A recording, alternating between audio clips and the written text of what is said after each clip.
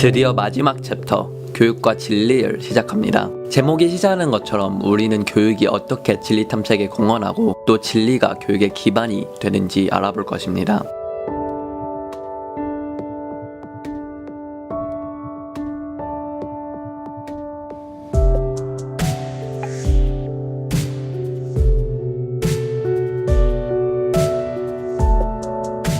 교육이 인식론적인 공헌, 즉 진리 탐구에 공헌할 수 있다는 것은 교육이 가진 고유한 특성 때문입니다. 교육은 지금까지의 인식론이 당연한 것으로 전제하거나 가정하고 넘어갔던 사항들 새삼스럽게 끄집어내어 재검토하거나 추가시킬 수 있는 내용을 포함하고 있습니다. 그 특징을 우리의 논의에서 인식론의 일부로 살려내는 것이 중요합니다. 그 중에 하나가 교육적 인식론은 인식에 있어서 어떤 예외적이고 중립적인 개인과 입장들을 인정하지 않는다는 사실입니다. 어떤 입장이건 그것은 그를 대상으로 한 교육의 결과인 것입니다. 어떤 예외적인 입장을 가진 사람들의 교육이 여타의 사람들이 수행해야 하는 교육을 대신해 줄 수 없는 것은 당연합니다. 외계에 대한 우리의 체험은 우리의 내면적 상태와 수준의 범위를 벗어나지 않습니다. 교육적 인식론은 오직 개별적인 인식 주체의 적극적인 참여를 포함시켜서만 인식의 문제를 다룹니다. 인식의 문제에 있어서 그 누구도 방관자로 남아있을 수 없습니다. 만약 방관자로 남아있어야 한다면 그에게 있어서 교육은 따로 존재할 이유를 잃게 됩니다. 주도계의 하나로서 학문의 세계가 있음을 확인하는 것도, 그것이 발전하고 있음을 확인하는 것도, 그리고 특정한 지식의 우열을 판가름하는 것도 교육은 그것이 우리 각자의 체험 범위 밖에서 이루어지는 것을 인정하지 않습니다. 만약 그런 것이 진실로 존재한다면 그것은 당연한 것으로 전제되어야 할 사항이 아니라 교육을 통해서 개개인에게 재확인되어야 할 사항에 속합니다. 교육적 인식론은 인식주체와 무관하게 규정되는 지식의 가능성을 거부합니다. 지식은 객관적인 실제의 그림이 아니라 우리가 경험을 조직하는 하나의 방식입니다.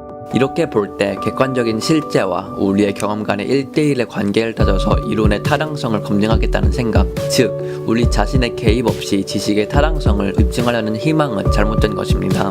흔히 관찰이 객관성을 보장해 주리라고 생각합니다. 그러나 그런 의미의 객관성은 관찰의 주체가 없이도 이루어질 수 있으리라는 모순된 환상에 불과합니다. 관찰은 어떤 주관 속에서만 가능합니다. 중성적, 예외적, 특혜적, 절대적 신념이나 관찰이란 존재할 수 없습니다. 마치 그런 것이 있을 것이라는 전제는 다분히 자기 기만적입니다. 이 세상에는 모두 얼마만큼의 오류를 가진 유한한 개인들의 생각들이나 관찰들이 있을 뿐입니다. 그 주관성을 배제하고 객관성에 호소하는 것은 인식 주체로서의 우리 각자가 맡아야 할 책임을 배제하고 회피하는 것이나 다름없습니다.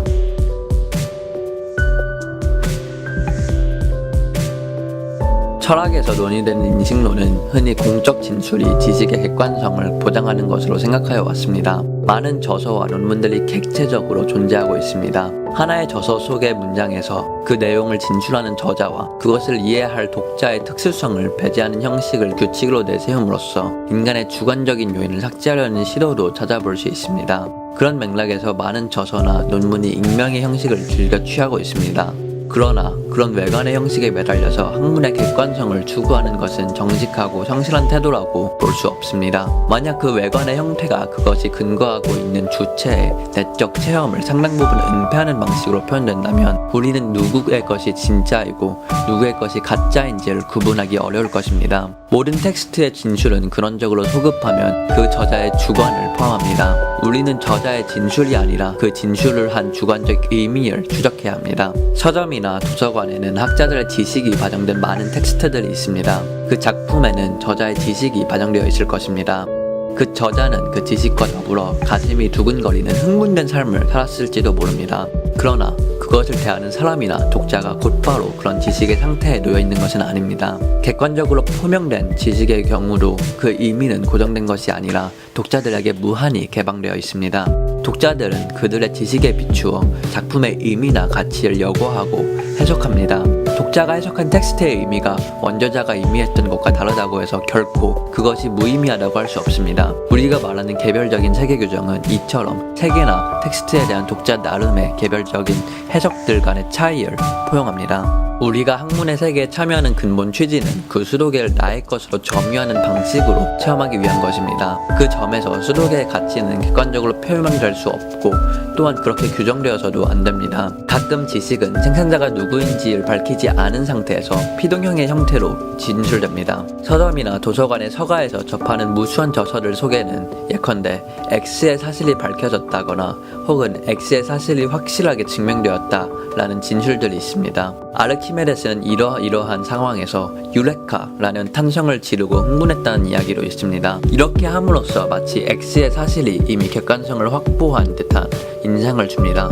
그러나 여기에는 그것을 밝힌 주체가 누구인지에 대해서 모호성이 은폐되어 있습니다. 사람들의 수준에 따라 어떤 사람에게 확실하게 밝혀진 것이 다른 사람에게는 다른 사실로 보일 수 있습니다. 어떤 것이 누구에게 확실한 것으로 밝혀졌는지 하는 문제는 아직도 검증되어야 할 사항으로 남아있습니다. 그런 것을 방관하고 그냥 넘어가는 것은 학문의 세계를 단순히 그림의 떡처럼 방관하는 태도입니다. 남이 잔치를 벌이는 것과 내가 그 잔치의 음식을 먹는 것은 전혀 별개의 것입니다.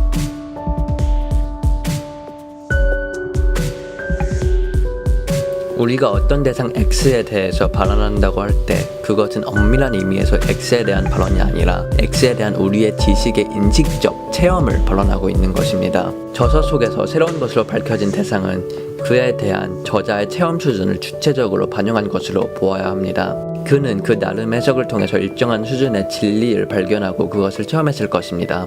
그것을 객관적 지식에 대한 이해라고 말하는 것은 사태를 크게 왜곡하고 있는 것입니다. 만약 어떤 독자가 그 내용에 대해서 공감하지 못하고 단지 남의 이야기처럼 읽고 있다면 그 진리의 진리성은 아직 저자에게만 국한된 것입니다. 아무리 참된 말이 있다고 하더라도 그 진리를 이해할 역량이 없는 사람에게는 그것은 참된 것이 아닙니다. 이 경우 저자는 자신이 발견한 진리를 독자에게 충분히 입증한 것이 아닙니다. 그것은 독자에게 다시 참된 것으로 입증되어야 할 과제를 아직도 남기고 있습니다.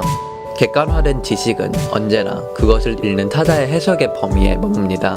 저자는 자신에게 확실한 것으로 밝혀진 것이 독자인 타인에게도 밝혀질 수 있는 것인가를 생각해야 할 것입니다. 마찬가지로 독자는 저자가 말하는 지식을 무조건 수락하기보다는 그것이 나에게도 입증될 수 있는지를 재시험해봐야 합니다. 한 개인에게 있어서 지식을 평가할 수 있는 외적인 근거는 희박합니다. 외적인 근거와 단서가 개인에게 제시된다고 하더라도 외적인 평가에 대한 개인의 해석은 적어도 해석의 준거가 동등할 대로 국한됩니다. 예컨대 더 나은 지식은 아무에게나 주어지는 것이 아니고 아무나 판단할 수 있는 것이 아니라 최소한의 자격과 자질을 갖춘 사람에게만 가능합니다. 따라서 자신의 높은 수준의 지식을 입증하고 입증받기를 원하는 저자가 있다면 그는 독자의 변화를 유도해야 합니다. 또한 그것을 자신의 책임하에 검증하고자 하는 독자는 스스로 바람직한 변화를 모색하는 가운데 그것을 읽어낼 수 있어야 합니다. 그것이 바로 우리가 말하는 교육의 원천적인 요청사항입니다.